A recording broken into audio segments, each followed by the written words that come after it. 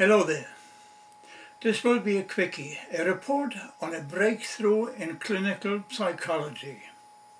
Before I come to the issue, please give me about 22 seconds to describe the background. In the mid to late 60s, I did intelligence research for a privately funded think tank in Frankfurt, Germany, the Institute für Planungstechnik. I found then that the human intelligence is not a fixed measure, as was believed at the time and for 30 years thereafter, but could be increased by exposure to intellectually challenging stimuli. In the mid-80s, Siegfried Lehrl of the University of Erlangen went one step further and showed that your IQ goes down absent such stimuli. Use it or lose it. Your brain, that is. There seems to be one exception, a needle in your butt. The idiot savant, more recently called autistic savant syndrome. A person which is intellectually handicapped, for example autistic, but despite his/her cognitive limitations is brilliant in one area or another. Let's say mathematics or music.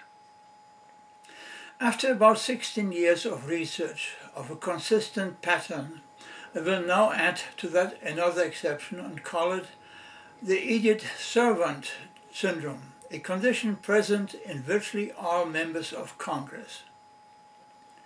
The idiot servant syndrome presents itself as a fulminant cognitive inability to understand even the simplest set of facts or events, way beyond the symptoms of an attention deficit disorder, and act accordingly.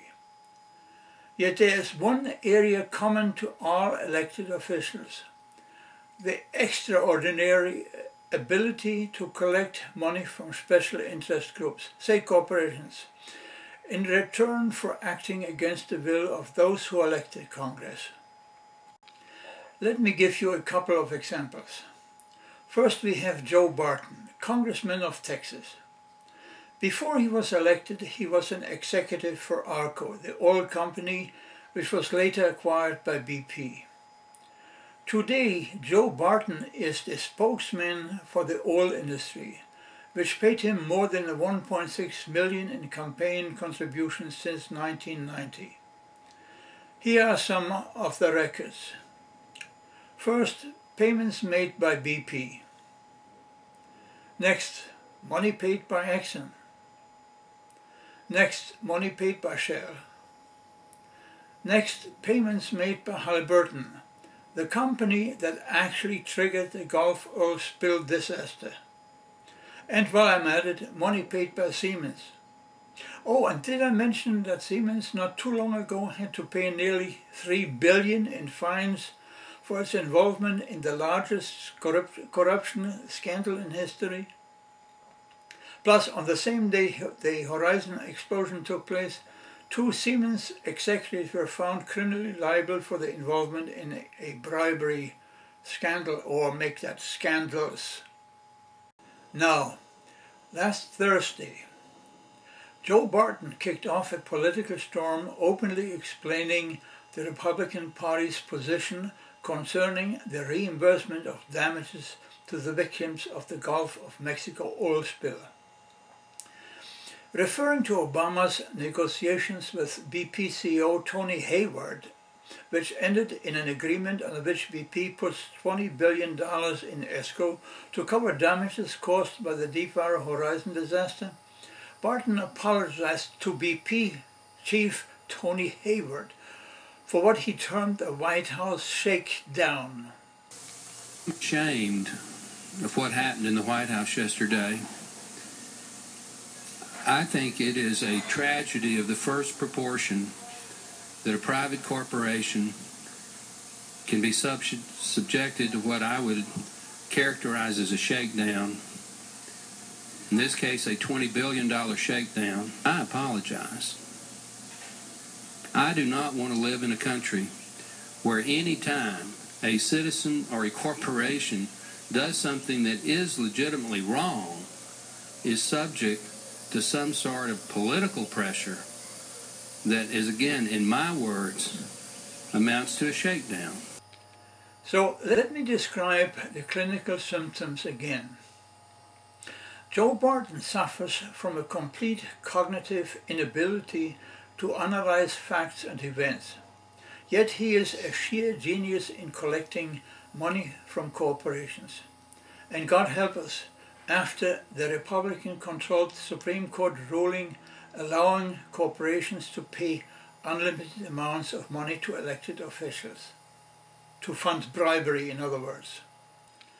To refresh your memory and make sure that there are no misunderstandings, BP owned the lease concerning the deepwater drilling rights in the Gulf. Under the lease, BP is liable for all damages, if any. BP contracted with Transocean to set up the drilling rig, which in turn contracted with Halliburton to do the cementing of the borehole, and with Cameron to build and deliver the blowout preventer. Indeed, something did go wrong. The Halliburton cement job failed, as it had several times before on other rigs, and the blowout preventer didn't work, neither of which of course explains why an explosion followed. As a result of the explosion, hundreds of thousands of individuals lost their job, and hundreds of small and large businesses are about to go under or suffer significant losses. BP CEO Hayward bent backwards to apologize and agreed to make good for any damages. Now, we got this from Rachel Maddow. According to Dick Armey, also a Republican, rather than being reimbursed quickly, these victims should first go to court, a procedure that may take anywhere from at least 10 to 15 years. Obama's quick negotiations have no basis in the Constitution. I go park my truck on your yard. You don't call the mayor, you call your lawyer. And you say, we'll settle this in the courts, and so on. So the point that I have is, by what constitutional authority does the President of the United States say, I will decide what redress will be made to the victims of this catastrophe by this firm? And I will decide who are the victims and who are not the victims. Who calls their lawyer if somebody parks on their lawn? Seriously, think about this. Somebody parks their truck on your yard, on your lawn. Maybe you'd call the police and ask them to get the truck towed away? No, Dick Armey says if you're a normal red-blooded American, you'd call your lawyer and you'd say, hey lawyer, there's a truck on my lawn. Let's figure out who owns that truck and see if we can sue them. In what universe would that be your first recourse, your first reaction? It's so strange. Dick Armey brought this up as a means of explaining his objections to the government getting BP to set up a fund to pay the victims of the BP oil spill. This weird analogy is how he explained his frustration about that. But wait, what about the First Amendment? Doesn't that apply to the president too? At this time, you probably can see the pattern already. A total lack of cognitive ability of politicians to analyze facts and events. Since Dick Armey plans to run for office again, his idiotic statements can only have been intended to raise funds from oil companies. Genius. Now, Joe Barton and Dick Armey could not have better explained the true position of the Republican Party. To hell with the people, glory to the corporations who pay us millions. Now, one could expect that the Democrats would use their PR department to educate the people and explain the differences between Dems and Reps. Frankly, I don't get my hopes too high.